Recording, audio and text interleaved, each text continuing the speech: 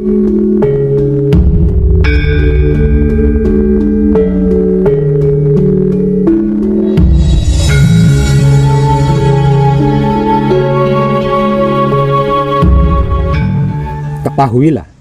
tidak semua manusia hidup di dunia ini adalah manusia baru yang diciptakan oleh Romo. Sebagian besarnya, bisa saya katakan 3/4-nya adalah manusia-manusia masa lampau atau manusia-manusia zaman dulu yang memiliki laku dan lakunya diterima oleh Romo, sehingganya bisa bereinkarnasi atau lahir kembali ke dunia ini dengan wujud manusia baru dan karakter yang berbeda untuk menyempurnakan laku masa lalunya itu, sehingga berhasil mencapai kehidupan yang sempurna dan hidup abadi bersama Romo. 1/4 manusia baru pun akan mengalami hal yang sama seperti manusia-manusia lama jika tidak memiliki laku. Karena itu, orang-orang lama atau orang-orang dengan kehidupan baru ini berjuang mati-matian dengan bersusah payah mencari identitas jati diri pribadinya. Begitu juga dengan manusia-manusia baru yang terbuka mata dan hatinya untuk kembali sempurna seperti pada mulanya. Sebab hanya dengan mengetahui identitas jati diri pribadinya yang sebenarnya, laku di masa lalu yang belum selesai itu bisa diselesaikan sehingga bisa mencapai kesempurnaan abadi bersama Romo. Dan bisa menyelamatkan, bahkan menyempurnakan seluruh mata rantai karma keluarganya hingga 7 keturunan, ke kanan, ke kiri, ke depan, ke belakang, ke atas, dan ke bawah. Semuanya tersempurnakan dengan indah dan abadi.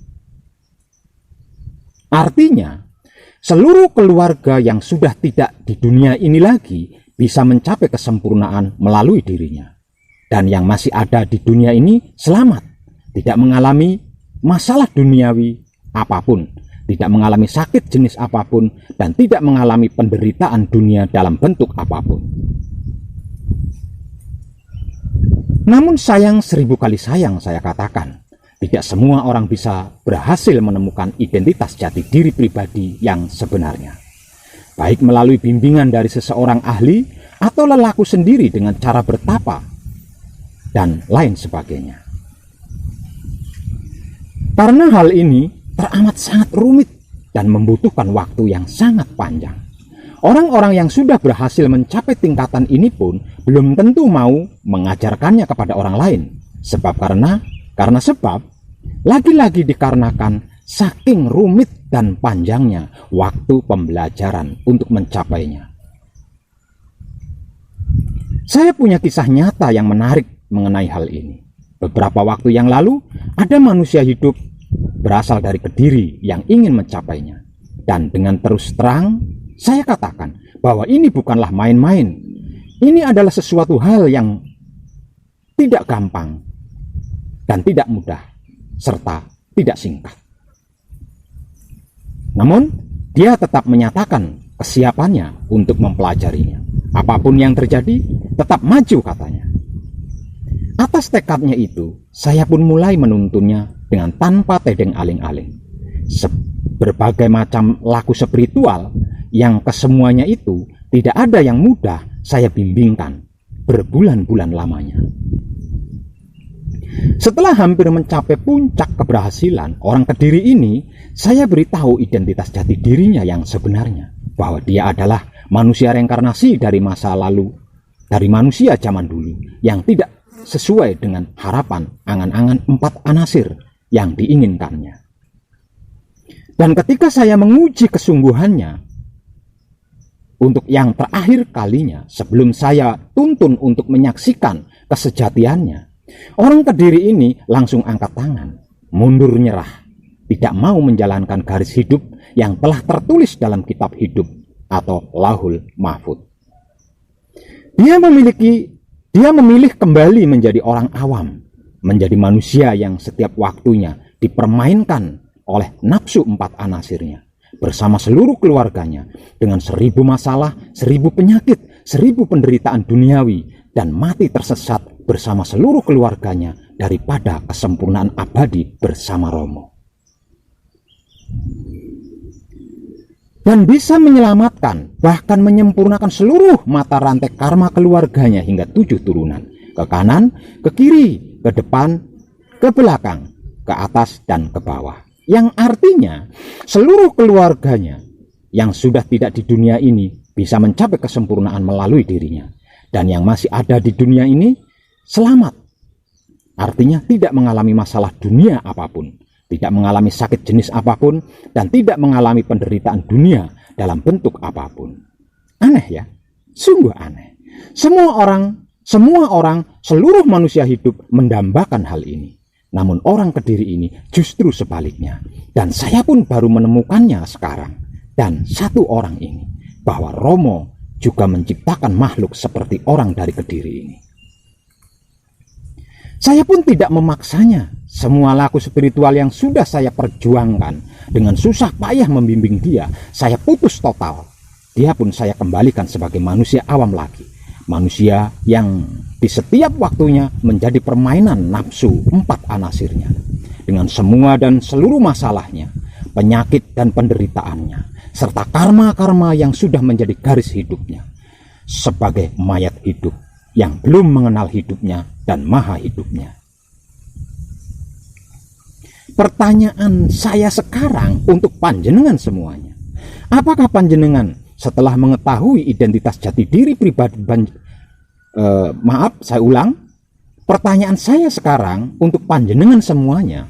Apakah panjenengan setelah mengetahui identitas jati diri pribadi panjenengan yang sebenarnya, dan ternyata identitas jati diri pribadi panjenengan yang sebenarnya itu tidak seperti yang panjenengan harapkan, tidak sama dengan angan-angan 4 anasirnya panjenengan, apakah panjenengan juga akan seperti orang dari Kediri itu? Jika iya, sebaiknya tinggalkan Wahyu Pancagaib dan jangan pernah meminta bimbingan dalam bentuk apapun dari saya, karena saya tidak mau buang waktu dan berkorban sia-sia.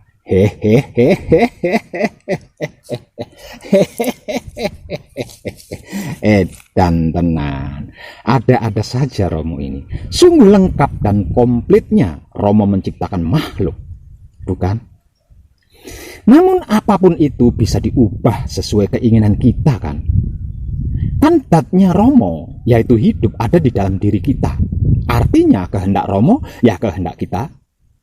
Iya kan?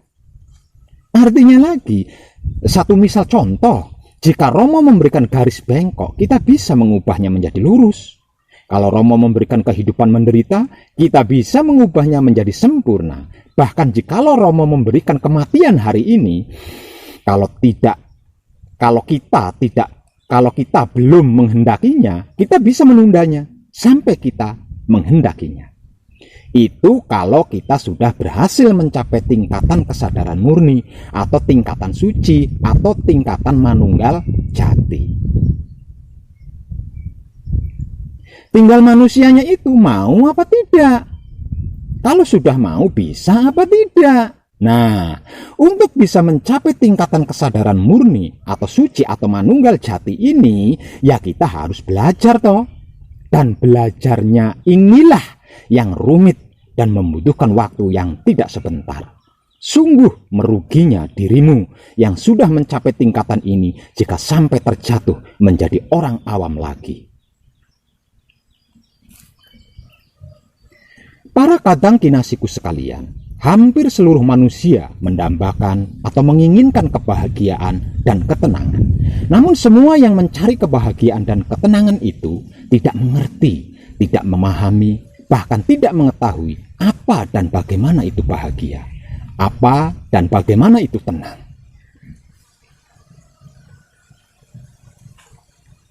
Sebab karena ketahuan inilah hampir semua pencari kebahagiaan dan ketenangan berujung pada petaka. Ada yang dipenjara, ada yang masuk rumah sakit, bahkan dikubur. Ada juga yang stres hingga bunuh diri. Sebenarnya, bahagia dan tenang itu bukan tujuan, melainkan hasil dari tujuan. Namun, tujuan apa dulu? Tujuan yang mana dulu? Dan yang bagaimana dulu? Karena tidak semua tujuan menghasilkan kebahagiaan dan ketenangan. Lebih baik mati demi sesuatu daripada hidup tanpa tujuan. Begitulah prinsip masa muda saya dulu. Karena hidup tanpa tujuan itu membuat seseorang hanya berputar-putar pada keadaan yang sama, di tempat itu saja maksudnya. Jadi hal ini akan sangat sia-sia. Sebab itu saya pernah memiliki prinsip hidup, yaitu lebih baik mati daripada tidak memiliki tujuan hidup yang jelas. Namun itu tidak akan mampu membuat diri kita mencapai suatu pencapaian yang maksimal kalau tidak memiliki dasar yang pasti. Itu seperti mimpi di siang bolong, hanya akan menjadi khayalan, imajinasi online saja. Untuk itu kita butuh tujuan dasar yang jelas dan pasti untuk melakukan sesuatu kegiatan demi mencapai apa yang menjadi tujuan hidup yang jelas dan pasti pula. Tujuan paling utama dari hidup kita adalah kesempurnaan abadi.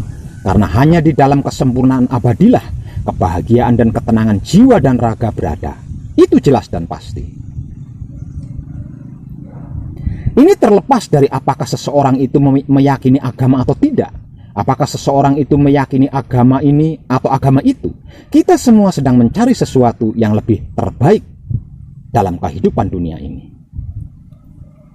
Dan sesuatu yang terbaik dari seluruh yang baik adalah kesempurnaan abadi. Maka gerakan atau kelakuan paling dasar dari hidup kita adalah menuju kesempurnaan abadi. Setiap orang, bahkan seluruh makhluk hidup, pasti ingin mendapatkan kesempurnaan abadi ini dalam kehidupannya. Namun pertanyaannya adalah apa, bagaimana, dan seperti apa itu yang disebut kesempurnaan abadi?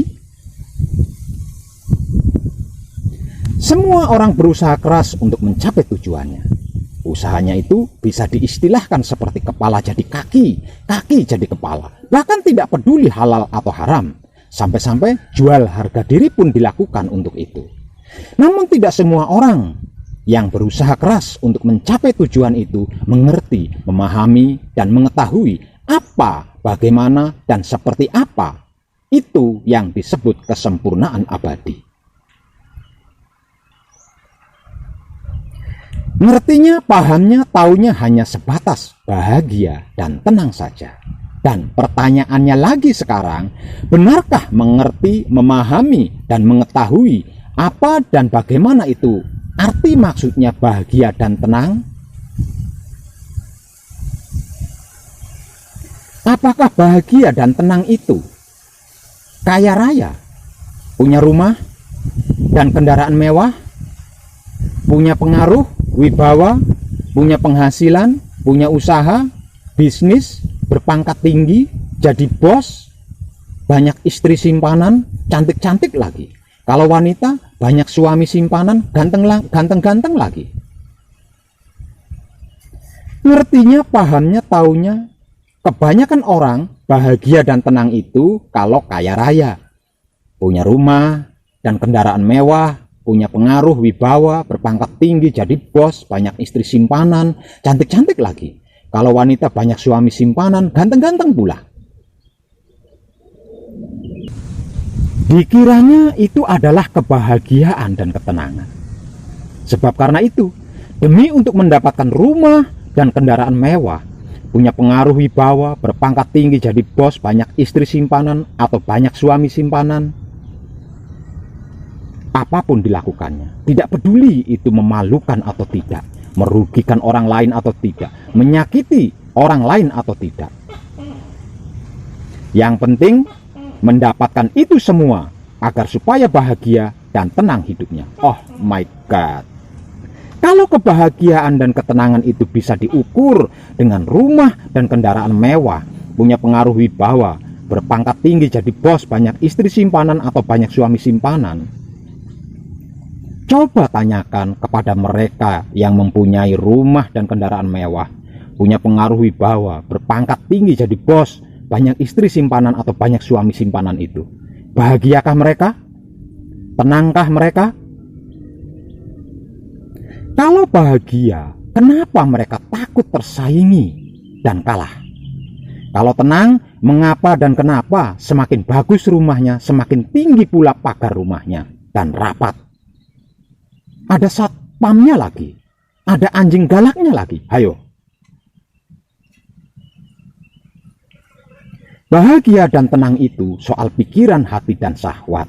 Tentang pikiran, hati, dan syahwat para kadang kinasiku sekalian, soal dan tentang suasana pikiran, hati, dan syahwat, atau sikon pikiran, hati, dan syahwat, atau keadaan pikiran, hati, dan syahwat. Bukan tentang soal kaya raya, rumah dan kendaraan mewah, punya pengaruh wibawa, berpangkat tinggi, jadi bos, banyak istri simpanan atau banyak suami simpanan. Bukan. Betapapun kita kaya raya, punya rumah dan kendaraan mewah, punya pengaruh wibawa, berpangkat tinggi, jadi bos, banyak istri simpanan atau banyak suami simpanan, jika pikiran, hati, dan syahwat kita tidak bersih, kalau pikiran kita sibuk menilai, menghakimi, menyalahkan, membedakan sesuatu, kalau ada sirik, iri, dengki, fitnah, benci, dendam, hasut di hati kita, kalau syahwat kita brutal ke sana ke sini, tidak akan pernah bisa merasakan bahagia dan tenang. Karena karena kebahagiaan dan tenang itu soal pikiran, hati, dan syahwat. Tentang pikiran, hati, dan syahwat para kadang kinasiku sekalian, soal dan tentang suasana pikiran, hati, dan syahwat, atau sikon pikiran, hati, dan syahwat, atau keadaan pikiran, hati, dan syahwat yang bersih dan terjaga kebersihannya. Bahagia dan tenang adalah merupakan seperangkat paket bekal dari Maha Suci kepada zatnya atau ruhnya selama berpisah dengannya. Lebih jelasnya seperti ini, setelah Tuhan mengambil sebagian ruhnya untuk menghidupkan makhluk, terutama manusia, Tuhan membekalkan semua dan segala yang diperlukan dan dibutuhkan oleh ruhnya selama berpisah dengannya. Kalau dalam istilah spiritualnya, hal itu sudah ditulis dengan pasti dan jelas dalam kitab Lauh Mahfudz. Dan di antara seluruh bekal tersebut, yang paling utama adalah kesempurnaan abadi yang menjadi asal-usul sangkan paraning dumatinya. Dan di dalam kesempurnaan abadi inilah ada yang namanya bahagia, tenang, aman, nyaman, damai, sehat, selamat, tentram, dan seluruh kebutuhan rohani atau jiwa, juga keperluan ragawi atau wujud, itu merupakan seperangkat bekal dari Tuhan yang saling berkaitan, tidak bisa dipisah atau terpisah, dan itu ada di dalam kesempurnaan abadi, bukan di luar kesempurnaan abadi. Jadi, tidak bisa diambil salah satunya saja, semisal bahagia saja, yang lain tidak perlu, atau mengambil tenangnya saja, tidak perlu bahagia dan lain-lain. Tidak bisa begitu dan seperti itu, karena seluruh kebutuhan rohani atau jiwa yang ada di dalam kesempurnaan abadi ini merupakan satu paket yang saling berkaitan satu sama lainnya. Contoh misal, untuk apa sehat jika tidak bahagia? Untuk apa tenang jika tidak selamat? Dan seterusnya.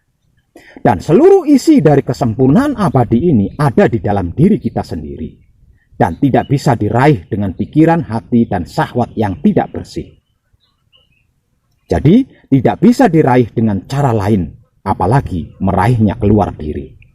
Lawong ada di dalam diri kita, keluar diri, memangnya mau apa dan mau kemana? Para kadang kinasiku sekalian, tujuan laku murni menuju suci adalah minimal mendekatkan diri sedekat mungkin dengan Tuhan, sehingga dapat menyaksikannya dengan kesadaran panca indera seutuhnya. Maksimal roh sucinya atau hidupnya bersatu dengan sucinya Tuhan. Filsafat yang menjadi dasar pendekatan diri ini adalah, pertama, Tuhan berlaku sesuai sangkaan hambanya. Jadi, jika kita menganggapnya bersifat rohani, maka bagian yang dapat mendekatkan diri dengan Tuhan, ya rohnya atau hidupnya.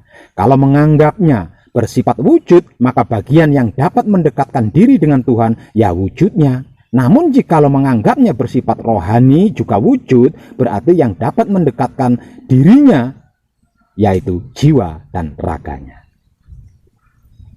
Namun yang paling pasti bahwa Tuhan itu bukanlah anggapan-anggapan atau bukan anggap-anggapan, karena dia mutlak dalam segala halnya.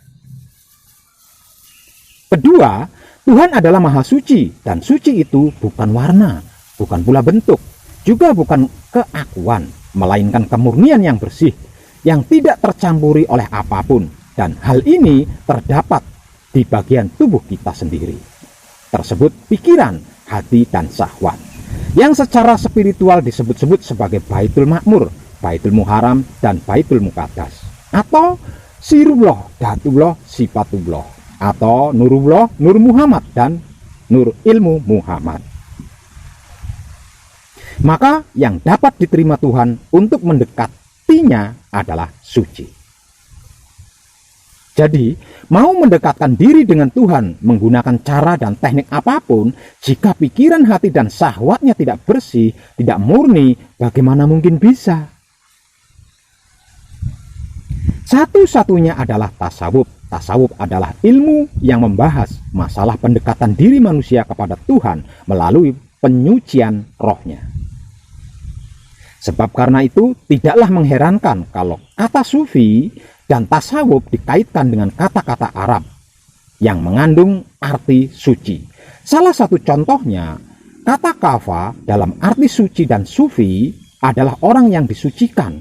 Itu dikarenakan kaum sufi banyak berusaha menyucikan diri mereka melalui banyak melaksanakan ibadat seperti menghilangkan iri, dengki, sirik, benci, dendam, dan lain-lain dalam dirinya. Bahkan meninggalkan semua kemelekatan duniawinya seperti anak istri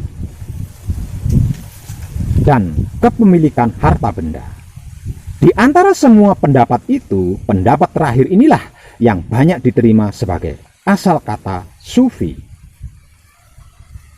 Jadi, sufi adalah orang yang memakai wol kasar untuk menjauhkan diri dari dunia materi dan memusatkan perhatian pada alam rohani. Maksudnya, rohani itu adalah tentang pikiran, hati, dan syahwat.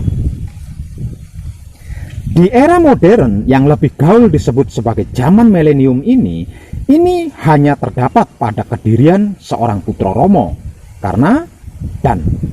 Kenapa dan mengapa saya katakan hanya? Sebab karena cuma putra Romo lah yang tersabda sebagai kitab suci sejati, ada makna wujudnya bagi sesama makhluk hidup. Tersabda sebagai wulangreh sejati, tutur kata bahasanya bagi sesama makhluk hidup. Dan tersabda sebagai berbudi, bawa laksana, tingkah laku perbuatannya bagi sesama makhluk hidup. Coba saja dikaji sendiri dengan mudah. Jangan mudah percaya dulu. Coba saja dikaji sendiri. Jangan mudah percaya dulu.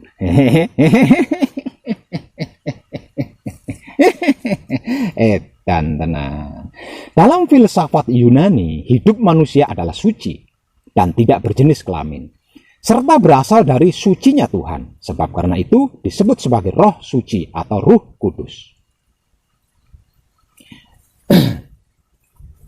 Kemudian atas kehendaknya turun ke dunia materi, masuk ke dalam tubuh manusia yang sebelumnya telah dibekali nafsu 4 anasir. Roh yang pada mulanya suci itu menjadi tidak suci lagi karena kemomoran. Dan karena itu tidak dapat kembali ke tempatnya semula yang suci. Untuk itu ia harus mensucikan diri terlebih dahulu dengan cara memusatkan kesadarannya hanya kepada Tuhan yang menjadi asal usulnya, seperti bertapa dan meninggalkan semua kepemilikannya. Dan ini harus murni, artinya tidak boleh tercampuri oleh apapun, terutama ego pamrih dan arogan.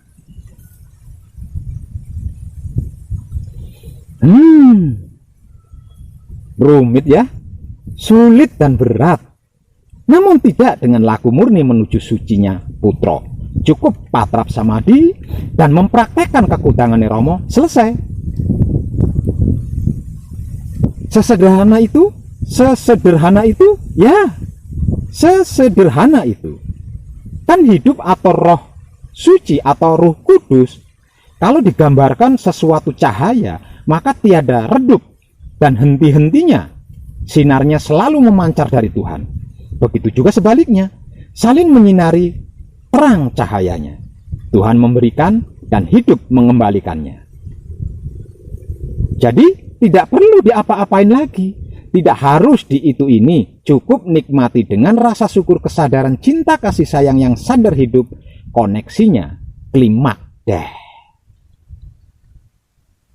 Lah, kalau klimaks koneksinya sudah bisa kita nikmati dengan rasa syukur, kesadaran, cinta, kasih sayang yang sadar hidup, bukan cuma bahagia dan tenang. Semua dan segala yang tertulis dalam kitab Lauh Mahfudz milik kita. Lah wong memang itu milik kita kan? Bukan cuma itu dan tidak hanya itu. Juga keabadian kita akan tersempurnakan dan kesempurnaan kita sebagai gambaran wujud Tuhan terabadikan.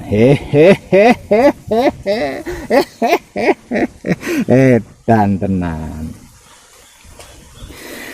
Selama hidup ini masih kotor, tidak bersih, tidak murni, tidak suci seperti pada mulanya, maka selama itu pula ia akan tetap tinggal di bumi atau dunia fana ini. Hingga usahanya membersihkan diri melalui reinkarnasi demi reinkarnasi berhasil. Kalau sudah bersih, sudah murni dan tidak kotor lagi, artinya sudah suci, maka seketika itu ia dapat mendekatkan diri dengan Tuhan hingga ke tingkat bersatu dengan Dia di bumi ini. Dan dimanapun, sehingganya kesempurnaan hidup menjadi abadi dan keabadian Tuhan menjadi tersempurnakan. Namun ilmu pengertian dan pemahaman penyucian diri melalui reinkarnasi ini tidak terdapat di dalam ajaran agama. Walaupun di dalam kitabnya tersurat, namun dalam pengajarannya tidak ada. Entah apa alasannya, saya tidak mau cari tahu lagi karena sudah capek, sudah lelah dan sudah letih. Bosan deh. Hanya sebatas diuraikan bahwa roh sesudah tubuh mati tidak akan kembali hidup lagi serupa di bumi. Sedangkan roh suci sesudah bercerai dengan tubuh, roh pergi ke alam barzah dan menunggu datangnya hari perhitungan. Oh my God. Selama menunggu datangnya hari perhitungan, yaitu kiamat, yang konon sudah ditentukan oleh Tuhan, katanya seluruh amal perbuatannya ditimbang. Jika baiknya lebih banyak, akan tempat menunggunya adalah surga. Kalau buruknya yang lebih banyak, maka tempat untuk menunggunya adalah neraka hingga hari perhitungan itu tiba. Namun konsep tentang bersatunya roh dan Tuhan di dunia ini yang sudah saya informasikan tadi terdapat dalam ilmu tasawuf agama, khususnya Islam. Kalau di kitabnya tidak ada, atau mungkin bahasanya yang halus sehingga saya tidak mengetahuinya. Maklum, saya kan orangnya blak kotak apa adanya, tidak suka berbelit-belit, sukanya terus terang, karena terang terus itu jelas. Dan tenang. Dalam agama Buddha, tentang ini dikatakan dari konsep nirwana. Nirwana dapat dicapai dengan meninggalkan dunia, memasuki hidup kontemplasi, dan menghancurkan diri. Ajaran menghancurkan diri untuk bersatu dengan Tuhan juga terdapat dalam Islam. Sedangkan pengaruh dari agama Hindu dikatakan datang dari ajaran bersatunya Atman dengan Brahman melalui kontemplasi dan menjauhi dunia materi. Dalam tasawuf Islam terdapat pengalaman ittihad atau persatuan roh manusia dengan roh Tuhan. Kita Kita perlu mengingat agama Hindu dan Buddha, filsafat Yunani, dan agama Kristen datang lama sebelum Islam, yang kemudian datang dipengaruhi oleh yang datang terdahulu. Adalah suatu kemungkinan, meskipun terdapat ini memerlukan bukti-bukti historis. Dalam kaitan ini timbul pertanyaan, sekiranya agama tersebut tadi tidak ada, tidakkah mungkin tasawuf timbul dari dalam ajaran agama itu sendiri? Hakikat tasawuf atau laku kita adalah mendekatkan diri kepada Tuhan, hingga berhasil manunggal atau melebur menjadi satu dengannya. Dalam semua ajaran agama dijelaskan dengan tegas dan lugas bahwa Tuhan itu dekat sekali dengan manusia. Dekatnya Tuhan sampai-sampai disuratkan di dalam kitab, "Jika hambaku bertanya kepadamu tentang aku, maka aku dekat dan mengabulkan semua orang yang memanggil jika aku dipanggil." Kaum Sufi mengartikan doa ini bukan berdoa, akan tetapi berseru agar Tuhan mengabulkan semuanya, seruannya, untuk melihat Tuhan dan berada dekat kepadanya. Dengan kata lain, ia berseru agar Tuhan membuka hijab dan menampakkan dirinya kepada yang berseru. Bahkan ada ayat yang mengatakan, timur dan barat kepunyaan Tuhan, maka kemana saja kamu berpaling, di situ ada wajah Tuhan. Ayat ini mengandung arti bahwa di mana saja Tuhan dapat dijumpai, Tuhan dekat dan para pelaku tidak perlu pergi jauh untuk menjumpainya, apalagi meninggalkan semuanya. Cukup bersihkan pikiran, hati, dan syahwat, kemudian jaga kebersihan tersebut dengan iman, selesai deh. Ada yang lebih vulgar lagi, yaitu aku itu batinnya manusia dan manusia itu wujud kenyataanku. Ayat ini menggambarkan Tuhan berada bukan di luar diri manusia, tetapi di dalam diri manusia itu sendiri. Karena itu hadis mengatakan, siapa yang mengenal dirinya pasti mengenal Tuhannya.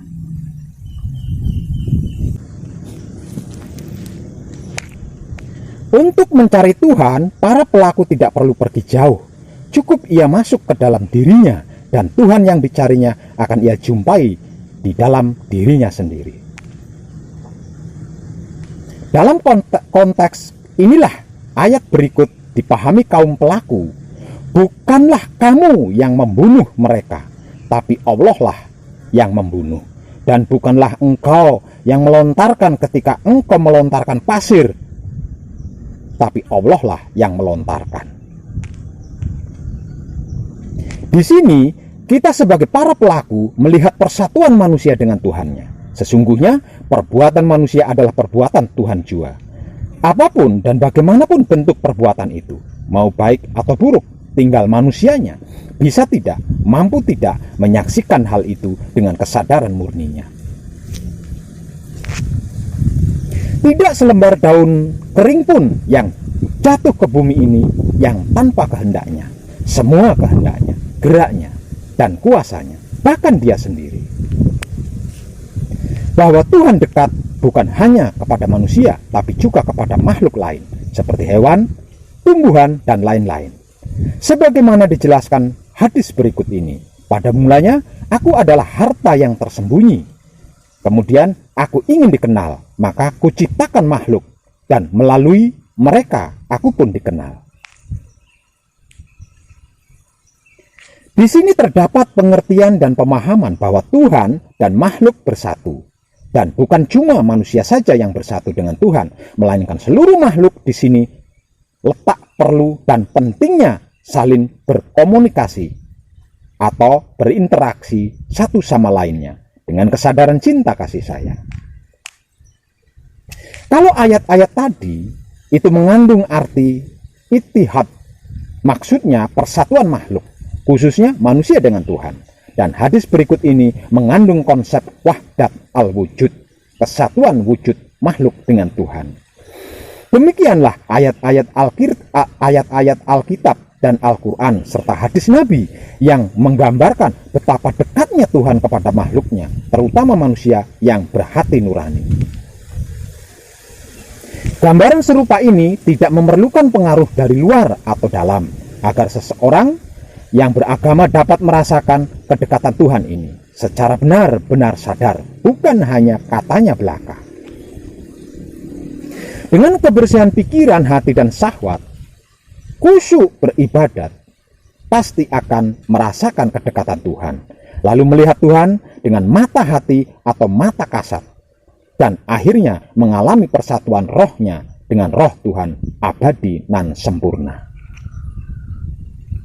Dan inilah hakikat tasawuf atau laku yang sesungguhnya, yang sebenar-benarnya. Para kadang kinasiku sekalian, jalan yang ditempuh seseorang untuk mencapai ke tingkat menyaksikan kemanunggalan Tuhan dengan makhluknya, dan akhirnya abadi bersama Tuhan secara sempurna, begitu panjang dan penuh duri. Berliku-liku pula jalannya, naik turun lagi, terjal dan curam. Bertahun-tahun orang harus menempuh jalan ini. Bahkan saya sendiri, 47 tahun dari usia saya yang sudah 60 lebih. Ini saya habiskan hanya untuk melalui jalan-jalan tersebut. Karena itu, hanya sedikit sekali orang-orang bisa sampai puncak tujuan tasawuf atau laku, yaitu suci. Jalan itu disebut tarekoh dalam bahasa Arabnya, dan dari sinilah berasal kata tarekat dalam bahasa Indonesianya yang sering saya katakan sebagai murni. Kesimpulannya, jelas kan bahwa usaha penyucian diri, langkah pertama yang harus dilakukan seseorang adalah tobat atau bertobat dari seluruh kebiasaannya yang gemar mengotori atau menodai pikiran, hati, dan syahwatnya. Kemudian membersihkannya, lalu menjaga kebersihan pikiran, hati, dan syahwat itu hingga titik darah penghabisan. Taubat atau bertobat artinya tidak akan berbuat luput atau tidak tepat walau sekecil apapun. Dengan laku murni menuju suci alias wahyu panca gaib yang dipraktekkan dengan menggunakan sifat dan sikapnya wahyu panca gaib itu sendiri, yaitu wahyu panca laku atau iman, seperti yang sudah saya informasikan di ratusan video saya di Putra Romo Channel dengan tanpa tedeng aling-aling, secara umum dan awam, jelaslah bahwa usaha ini memakan waktu panjang. Namun tidak dengan wahyu panca gaib yang dipraktekkan dengan menggunakan sifat dan sikapnya wahyu panca gaib itu sendiri, yaitu wahyu panca laku atau iman. Asalkan pikiran, hati, dan syahwatnya bersih dan terjaga kebersihannya, bisa. Buktinya wong edan bagu bisa. Artinya panjenengan juga bisa.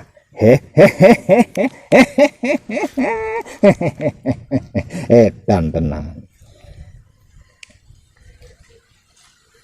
Lah iya toh, kan kita sama-sama manusia hidupnya. Ayo, berarti jika wong edan bagu bisa, siapapun pasti bisa. Kalau kesenangan dunia dan kelezatan materi tidak bisa menggodanya lagi, berarti sudah terjaga dan selalu terjagalah kebersihan pikiran, hati, dan syahwatnya, yang lambat laun akan menjadi tempat tinggal Tuhan. Selanjutnya para pelaku akan memasuki dan menapaki perjalanan abadi yang sempurna. Awal perjalanannya, para pelaku dalam hubungannya dengan Tuhan dipengaruhi rasa dan perasaan takut atas salah, dosa, luput yang dilakukannya. Rasa dan perasaan takut itu kemudian berubah menjadi rasa was-was, bahkan ragu apakah tobatnya diterima Tuhan, sehingga ia dapat meneruskan perjalanan mendekatkan diri kepada Tuhan. Lambat laun ia akan merasakan bahwa Tuhan bukanlah zat yang suka murka, tapi zat yang penuh cinta kasih sayang kepada hambanya. Sehingganya rasa dan perasaan takut dan ragu itu hilang, dan timbullah sebagai gantinya rasa dan perasaan cinta kasih sayang kepada Tuhan. Pada fase ini, rasa dan perasaan cinta kasih sayangnya kepada Tuhan bergejolak, bergelora, membara dalam pikiran, hati, dan syahwatnya. Di fase inilah para pelaku menerima dan menyaksikan pengampunan dari Tuhan akan seluruh salah, dosa, luput, karma, dan lain-lain, yang rasa nikmatnya melebihi dari segala kenikmatan duniawi. Setelah menerima dan menyaksikan pengampunan dari Tuhan, selanjutnya kepatuhan kepada Tuhan akan menggantikan sifat dan sikap empat anasirnya. Menyerahkan seluruh dirinya hanya kepada yang dicintainya, dikasihinya, disayanginya, yaitu Dat Maha Suci Hidup, atau Kanjeng Rama sejati Gusti Prabu Heru Cokrosemono.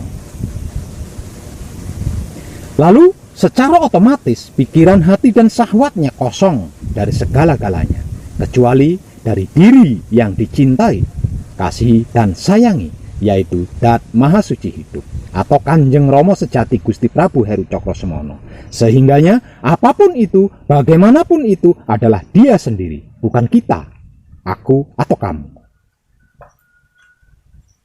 Di setiap gerak pikiran dan gerak hati serta syahwatnya selalu patrap samadi untuk bermunajat. Aku mengabdi kepadamu bukan karena takut kepada neraka, bukan pula karena ingin masuk surga, tetapi aku mengabdi karena cintaku, kasihku, sayangku hanya kepadamu. Romo, jika kupuja engkau karena takut kepada neraka, bakarlah mataku karena engkau.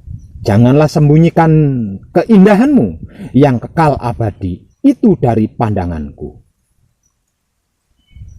Sewaktu hari mulai gelap, patrap samadi micil sowan munajatnya. Di saat bintang di langit telah gemerlapan, mata-mata telah bertiduran, pintu-pintu rumah dan istana-istana telah ditutup. Tiap pecinta maksiat sedang berduaan dan memadu kasih anasir dengan pasangannya. Dan inilah aku berada di hadiratmu, Romo. Ketika fajar menyingsing, patrap samadi micil toto lenggah. Munajatnya, wahai buah pikiranku, buah hatiku, buah syahwatku, malam telah berlalu dan siang segera akan menampakkan diri. Makhluk-makhluk telah bertebaran mencari makan dan minum untuk memuaskan kebutuhan birahi empat anasirnya. Hanya engkaulah yang kucintai, kukasihi dan kusayangi. Beri ampunlah pembuat salah, pembuat dosa, pembuat luput yang datang ke hadiratmu. Engkaulah kebutuhanku, keperluanku, kepentinganku, kebahagiaanku. Dari kesenanganku, pikiran, hati, dan syahwatku telah enggan mencintai, mengasihi, dan menyayangi selain engkau. Ketika kemomoran, patrap samadi micil sampurno. Munajatnya, Romo, aku gelisah. Apakah engkau terima aku sehingga aku bahagia? Ataukah engkau tolak sehingga aku merasa sedih?